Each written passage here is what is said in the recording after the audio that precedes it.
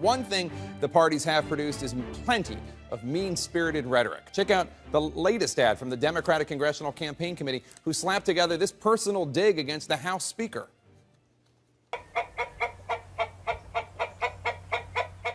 There are not the votes in the House to pass a clean CR. You chicken? You're soft.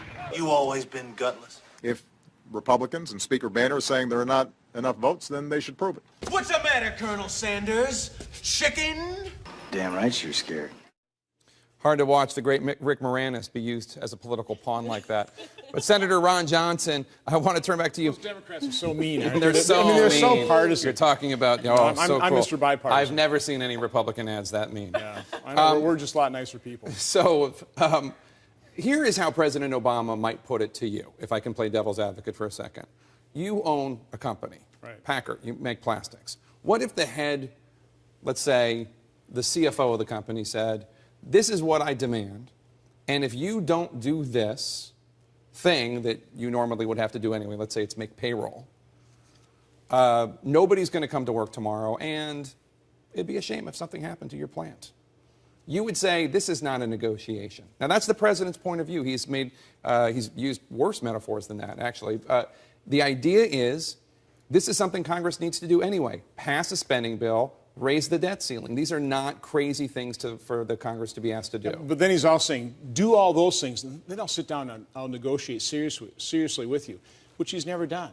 He's tried, right? You don't think he's tried? Hey, look, 2010 and 2011? I was part of the dinner group there, and I appreciate that outreach. And the dinner group, meaning you and several Republican senators. senators. We had about 24 senators. There were two different dinners, and then there was a smaller group that continued to meet with the White House and with Dennis McDonough and Sylvia Burwell and Rob Neighbors, and that was a helpful process. What did you think of them? What did you think of those White House staffers? I liked them. I actually liked people here in Washington, D.C. They're nice people. Do you think they're now, a lot of their sincere? ideologies destroying this country? Well, their ideologies destroying this country. Coming to a TV ad near you. Their ideologies destroying this country, but other than that, they're great folks. Okay, we'll tell them you said that. But do you think that they want to deal with you? Do you think that they want to solve the fiscal crisis? Only if they get a tax increase. I mean, that's really what ended up being the impasse. I mean, don't talk to us about any kind of spending restraint, trying to save Social Security or Medicare for future generations, unless you're willing to increase taxes on the American taxpayer, which, from my standpoint, is counterproductive. But they can't get Democrats to vote for it without that. Understand, and they can't get Republicans to vote for tax increases. So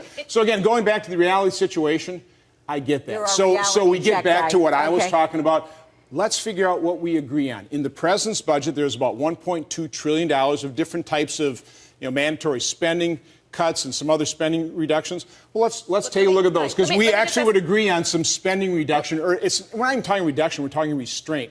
We're trying to reduce the rate of growth and spending. Let's start talking about that first. Let's drill down on that. You've had these conversations. Right. We're not talking about, fantasy land. You've actually been in the White House having conversations. Two questions. One is, do you think that a 6-week kind of stopgap to raise the debt ceiling and continue those conversations is the way to go? I wouldn't be opposed to that. We've done that in the past, in some of these past showdowns where we go, okay, let's do a two-week. Well, people weren't serious prior to September 30th. Maybe with this initial shutdown, people will start focusing their minds and get serious. And that's the next question. Do you think that obviously the talks broke down? Right. You had an impasse over tax increases, you say. But this White House, if it's a $5 deal, they would need $2 or $3 in tax increases. Okay. I mean, that was the problem. But having said that, were there seeds of something that you could actually work out in five weeks? So what? 6 weeks? I think so. I think so, as long as they don't demand a tax increase.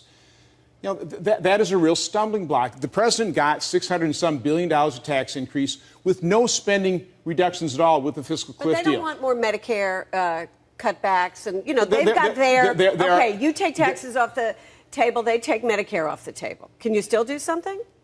Well, the long-term driver of a debt and deficit is health care spending. President Obama admitted that in our dinners, and particularly Medicare. In my 30-year projection, we showed a $36 trillion deficit in Medicare over the next 30 years. That is better. It's simply not sustainable, Gloria. So that's what I'm talking about. Is you have to first start out with the facts, the figures, figure out what you agree on, and that's the first thing you have to agree on is the extent of the problem. And then we need to actually describe it to the American public so they are prepared for the solution. Step one, what's the first step in any problem-solving process? Admit you got a problem, right? But everybody No, they do not. Senator, that's they one do of the not. reasons they did Obamacare, because of the driving healthcare costs. And didn't we just have a report, the Medicare actuaries came out today and said because of the passage of Obamacare, we didn't bend the cost curve down. It's going to cost $620 billion more over the next 10 years than had we not done Obamacare. So we did not solve the problem there. Can I just steer us back to the problem we're facing, like, immediately today, well, next week? They are all part and next parcel of week? the same thing. Okay, so the debt ceiling. We got 40 seconds, so. Oh, okay. So, Talk fast. So the president came out today and said it would be catastrophic, insane, and chaos if you did not raise the debt ceiling. What's your response to that? The president should be trying to calm the markets, not rile them up. So from my standpoint, we have plenty of tax revenue coming in. If we are responsible, if we prioritize spending, there's no reason for any kind of catastrophe. But here you're if we not plan for it. opposed to a short-term deal, 6 weeks maybe even, you know. Something short-term. I'd certainly like to get something like no special treatment for Congress and members of their staff. We'll have to talk about that. I kind of like that as well. But I love that. Senator I love that. Johnson, Short-term. Thank you very much for joining us. We appreciate it.